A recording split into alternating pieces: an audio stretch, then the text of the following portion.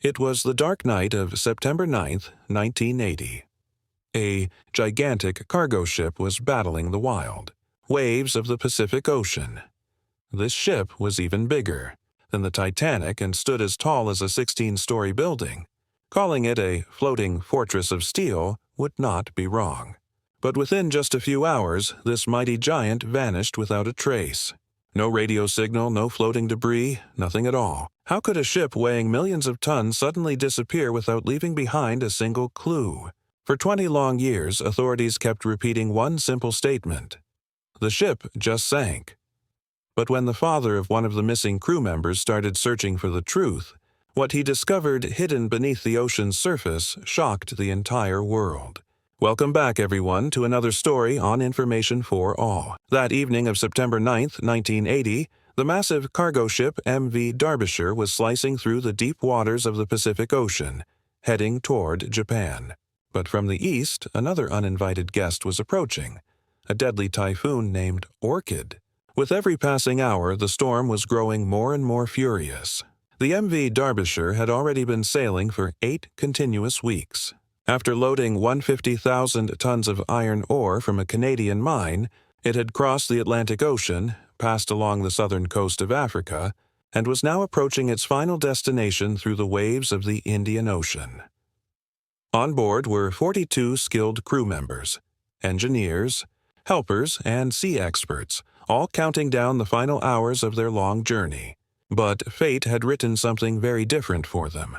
Captain Jeffrey Underhill, a man with over 20 years of experience, was in command of this mission. His wife had already flown from England to Japan, waiting for him to arrive safely. But that reunion was never meant to happen. For days, Captain Underhill had been trusting the weather reports. He had faced many storms in his career before and believed that Derbyshire could easily handle Typhoon Orchid. The nearest safe harbor was too far away, so fighting the storm was their only choice. Captain Underhill reduced the ship's speed and slightly turned its direction toward the waves, a standard move during storms to maintain stability. He also sent out an emergency message, warning about the worsening weather and sharing the ship's current location. But the typhoon's rage kept increasing. Waves rose to more than 10 meters high, some even reaching the ship's length.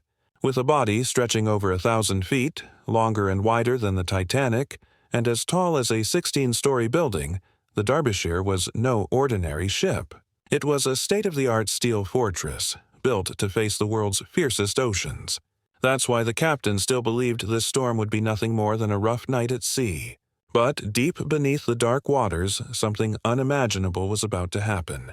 That same night, 2 other ships also encountered Typhoon Orchid, but by the next morning, both of them safely reached their ports. Only MV Derbyshire had vanished without a single sign. This steel fortress had disappeared as if the ocean had swallowed it whole. For the next 20 years, no one truly understood what had happened that night. The last radio message from MV Derbyshire was sent on the evening of September 9th, 1980. After that, no distress call, no final message, only a haunting silence that lasted for 6 long days. Even the ship's owners didn't immediately report it missing. They thought the radio connection had simply failed and that Derbyshire would reappear near some coastline soon. But as days passed, there was still no trace. Finally, on September 15th, the first signs of worry began to show. An international search mission was launched. Helicopters, airplanes, and naval ships scoured the ocean around the ship's last known coordinates. But not a single piece of wreckage was found floating on the surface. After 6 exhausting days, the search operation was called off. Authorities closed the case quickly, declaring, "The sea has swallowed her." There was no investigation, no questions asked, just a conclusion delivered in haste. The news faded as fast as the ship itself. The families of the 42 crew members sent multiple requests for further inquiry, but they were told there was nothing to investigate. For the families, this explanation felt wrong. Too simple, too easy. It seemed like someone was deliberately hiding something. The MV Derbyshire was not an old or ordinary vessel. It had been built just 4 years earlier at the famous Swan Hunter shipyard in Britain. It could carry more than 150,000 tons of cargo, 4 times more than ships built 2 decades earlier. But it wasn't just about size. The design was revolutionary, too. Derbyshire was an OBO carrier, a new generation of ship that could carry oil on one side and iron ore on the other. This innovative design helped reduce shipping costs dramatically. But soon, this same design would raise terrifying questions about what truly happened to the MV Derbyshire that night. Because of its special design, the ship never had to return empty.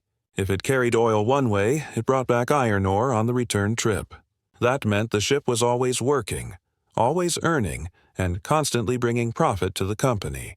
Compared to traditional cargo ships, the MV Derbyshire could generate 30% more revenue.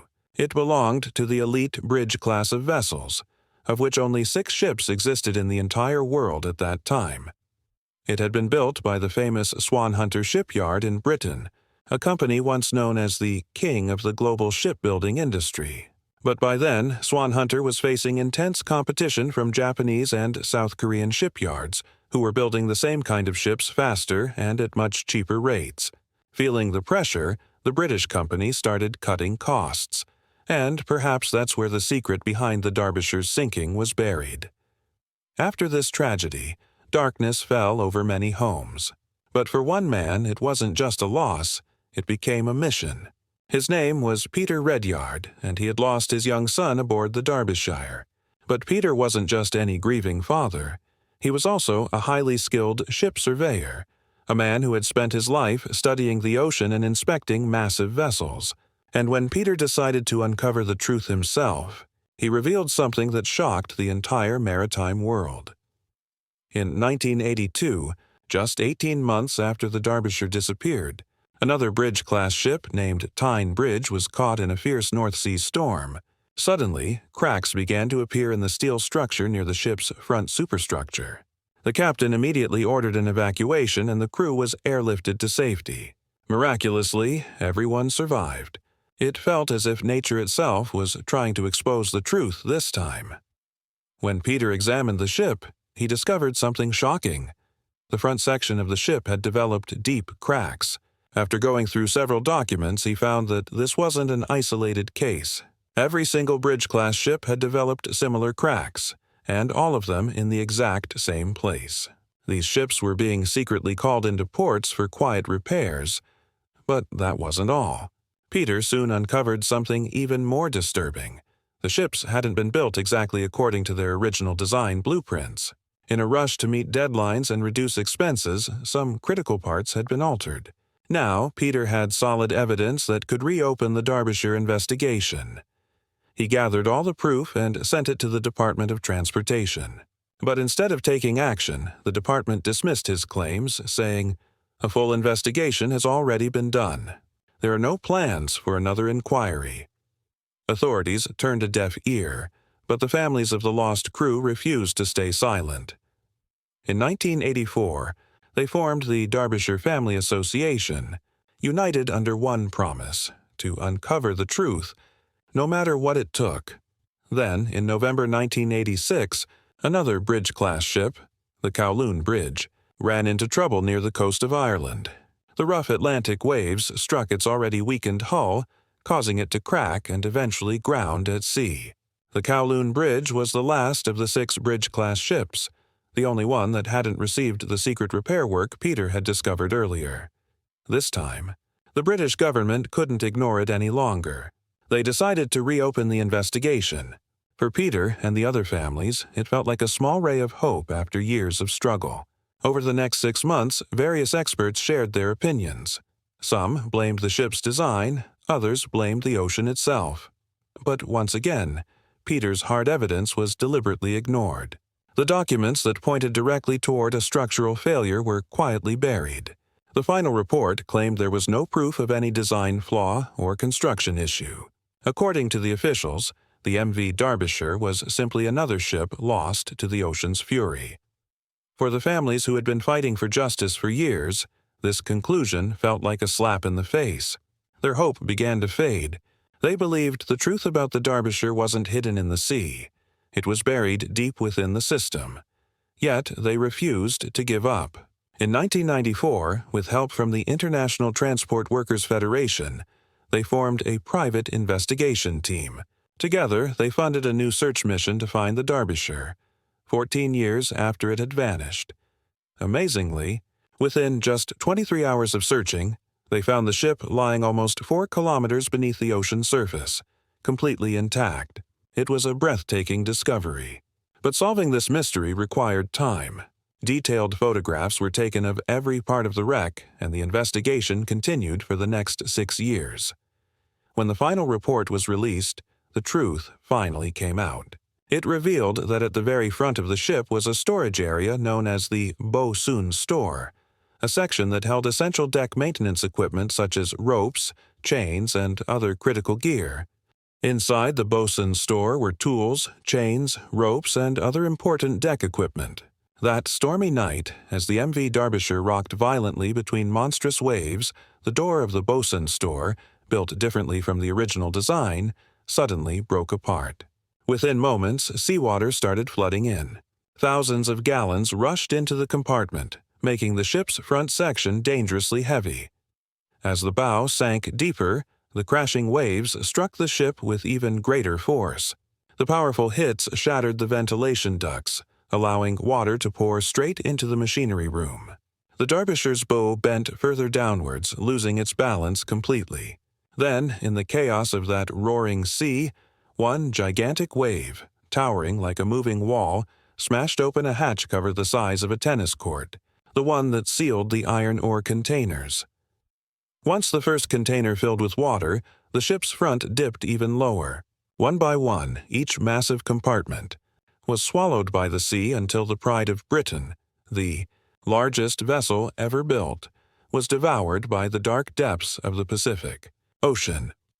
When the final investigation report was released, it revealed something chilling. Every bridge-class ship built by that same company had cracks near the bosun's store, and all of their hatch covers were weak, failing to meet safety standards. At first, the families believed the tragedy had been caused by a major structural flaw. But the investigation proved otherwise. It wasn't one huge mistake. It was a series of small oversights, minor shortcuts that combined to sink a steel giant. Back in the 1970s, shipwrecks were common. Several ships went down every year. To authorities, they were just statistics, just numbers on a report. But the families of the Derbyshire refused to let this be another forgotten tragedy. Through their private investigation, they exposed the negligence hiding within the shipping industry. After their relentless fight, ship designs were changed, safety rules became stricter, and inspection systems grew stronger. They didn't just find a lost ship, they forced an entire industry to change forever. Even today, many of the maritime safety regulations that protect modern ships exist because of what happened to the MV Derbyshire, which still lies silently on the ocean floor, 4 kilometers beneath the Pacific, serving as a reminder of human error and the power of truth. Thank you all for watching this video on Information for All. We truly appreciate your love, support, and thoughtful comments. Don't forget to like and share this story, and we'll see you soon in another incredible video.